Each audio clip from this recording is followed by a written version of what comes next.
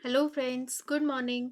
जब मैं आपको ज्योग्राफी का टॉपिक पढ़ा रही थी तो मुझे लगा जो न्यू स्टूडेंट होंगे उनको बेसिक से पढ़ना चाहिए और उन्हें बेसिक समझ में आना चाहिए। इससे वो ज्योग्राफी के एडवांस टॉपिक बहुत अच्छे से समझ पाएंगे। इसलिए मुझे लगा एनसीईआरटी हम शुरू करते हैं क्लास 6 से ज्योग्राफी की। इसका हम फर्स्ट चैप्टर पढ़ेंगे जो है पृथ्वी हमारा आवास। इसमें आपके नोट्स भी बनते जाएंगे, क्वेश्चन आंसर्स भी होते जाएंगे। एनसीईआरटी हमारे यूपीएससी और पीसीएस एग्जाम्स के लिए बहुत इंपॉर्टेंट है, तो हमें ये पढ़ लेना चाहिए और हमें इसके बहुत अच्छे से नोट्स बना लेना चाहिए। जो पहला चैप्टर है वो बहुत इजी है, आई थिंक सबको पता होगा, लेकिन फिर भी आपका एक बार रिवीजन हो जाएगा, मैं आपको ये बताऊंगी और आप इसमें से देख के नोट्स जरूर बनाइए। तो हम स्टार्ट करते हैं। तो क्या होता है ना, जब हम आसमान देखते हैं तो आसमान में कभी हमें चंद्रमा आधा दिखता है, कभी पूरा दिखता है। तो क्या होता है ना, जब हमें पूरा चंद्रमा दिखता है वो महीने में केवल एक बार दिखता है, जिसको हम पूर्णिमा कहते हैं। हमारे यहाँ पूर्णिमा में बहुत सारे त्योहार भी होते हैं। तो हमें जो पूरा चंद्रमा होता है ना वो महीने में सिर्फ एक बार दिखता है, जिसको हम पूर्णिमा कहते हैं। और 15 दिन बाद आप उस चंद्रमा को नहीं देख पाते, आपको एकदम खाली आसमान दिखता है जिसमें चंद्रमा नहीं होता। तो हम उसको अमावस्या कहते हैं। उस टाइम पे क्या होता है ना कि आसमान एकदम साफ आप देख सकते हैं। वो उस समय आसमान का अवलोकन करने के लिए सबसे अच्छा टाइम होता है।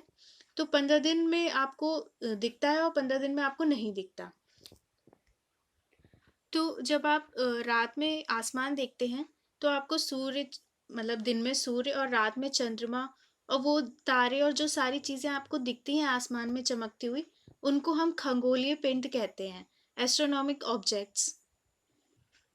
तो जो भी स्टूडेंट्स आपको रात में आसमान में दिखता है हम उन सबको खगोलीय पिंड कहते हैं। तो जो खगोलीय पिंड बड़े आकार के होते हैं, मतलब बहुत बड़े साइज के होते हैं, गर्म होते हैं, गैसों से बने होते हैं और जिनकी अपनी लाइट और हीट होती है, उनको हम तारा कहते हैं। यानी कि जो हमारा सन है उसमें भी आप देखते हैं कि हीट है, लाइट है, उसी से हमें हीट और लाइट मिलती है, बड़ा है, गर्म है और गैस से ही बना है। तो इस सूरज भी हमारा एक तरीके का तारा है, सन भी एक स्टार है। जब आप आसमान में देखते होगे ना तो आपको बहुत सारे स्टार्स के अलग अलग आकृति टाइप की दिखती होगी, अलग अलग शेप दिखते होंगे, जिनको हम नक्षत्र मंडल कहते हैं।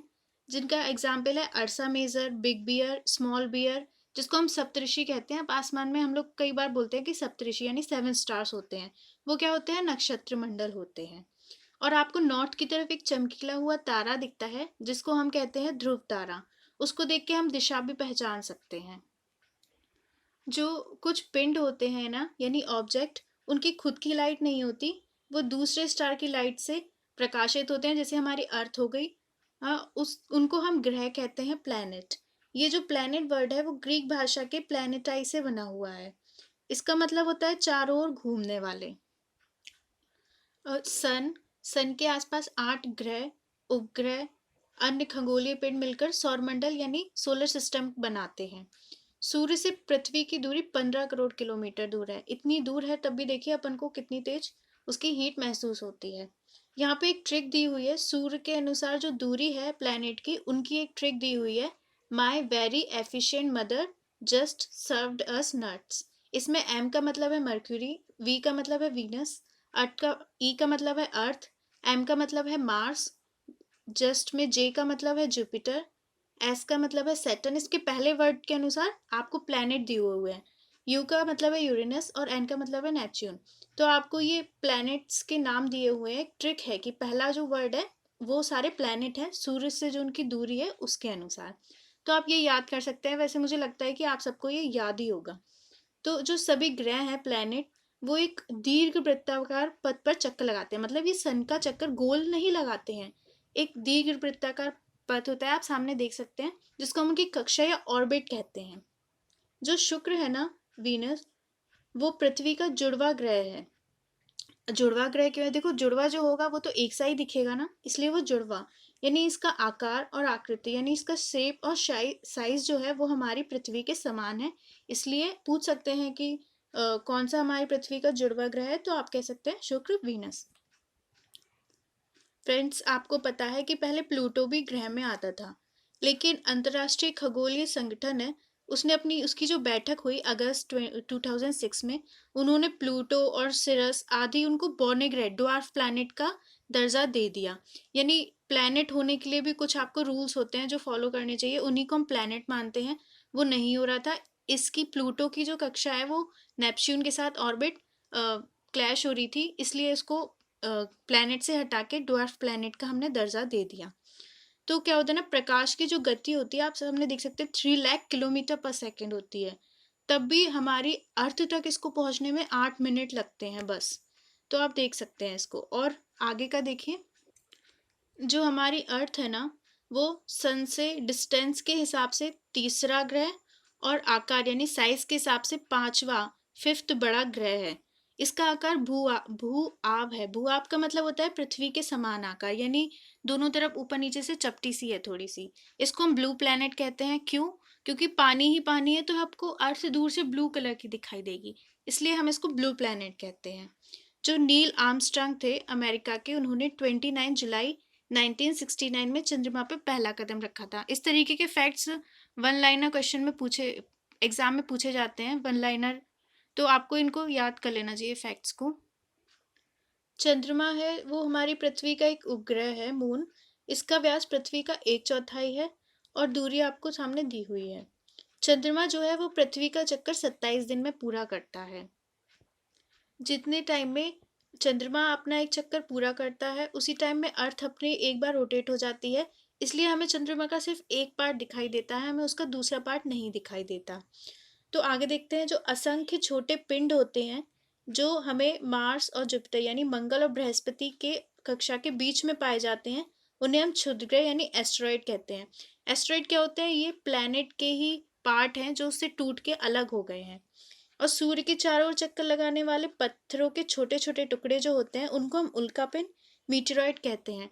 ये अपनी अर्थ के पास आ जाते हैं, अर्थ पर गिरते भी हैं और एक चमकीली सी रोशनी भी करते हैं फ्रिक्शन के कारण जब आते हैं। उसके बाद हम आगे देखते हैं, जब आप आसमान देखेंगे ना और जब लाइट नहीं होगी, तो आपको एक बहुत आसमान में चमकदार चौड़ी सफेद पट्टी सी दिखाई देगी। वो क्या होती है? वो लाखों तारों का समूह होता है, जिसको हम आकाशगंगा, मिल्की वे कहते हैं। लाखों आकाशगंगाएं मिलकर ब्रह्मांड यानी यूनिवर्स बनाती हैं। तो आप सोच सकते हैं कि कितना बड़ा है हमारा यूनिवर्स। खगोलीय पिंड और उनकी गति का जो अध्ययन करते हैं, उनको हम खगोल शास्त्री कहते हैं। एस्ट्रोनॉमर्स होते हैं वो। आप सामने देख सकते हैं कि हमारी अर्थ सौरमंडल सोलर सिस्टम में है, सोलर सिस्टम आकाशगंगा मिल्की वे में है, और आकाशगंगा भी ब्रह्मांड में है, यूनिवर्स में। तो यहाँ पे दिया है जियो और लॉजिया। जियोलॉजी होता है, उसका मतलब होता है पृथ्वी का अध्ययन।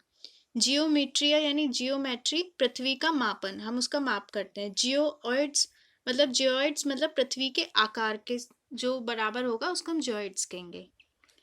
यहाँ पे फ्रेंड्स मैंने आपको एक डायग्राम बना के देने की कोशिश करी है। आप देख सकते हैं, सन है, उसके बाद मरकरी है, उसके बाद वीनस है, फिर अर्थ है हमारी, फिर मार्स है।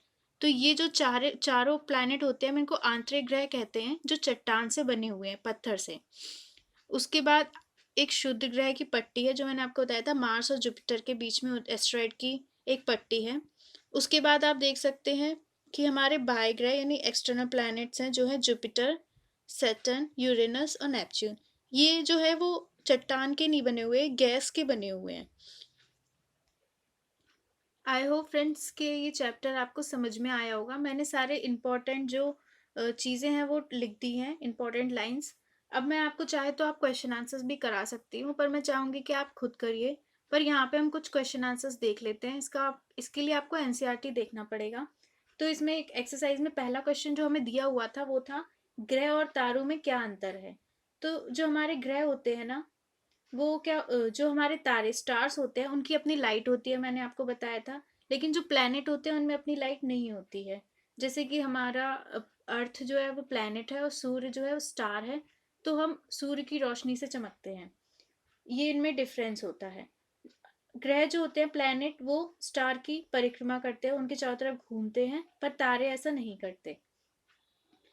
तो इस तरीके के कुछ क्वेश्चन आंसर्स भी होंगे। तो अगर आप चाहेंगे तो मैं आपको उनको एक्सप्लेन कर दूंगी, पर आप इन्हें खुद करके देखिए कि क्या होते हैं। और कुछ मैं आपको कुछ क्वेश्चंस और बताऊंगी जो वन लाइनर हमको दिए हुए हैं क्वेश्चंस, कि किस ग्रह को पृथ्वी का जुड़वा ग्रह कहते हैं, ट्विन सिस्टर किसे कहते हैं। मैंने आपको बताया वीनस को। क्यों? क्योंकि उसका शेप एंड साइज सेम है। ये जो चैप्टर है एनसीईआरटी के स्कूल्स के बच्चों के लिए भी बेनिफिशियल होगा, वो भी चाहें तो इसको देख सकते हैं।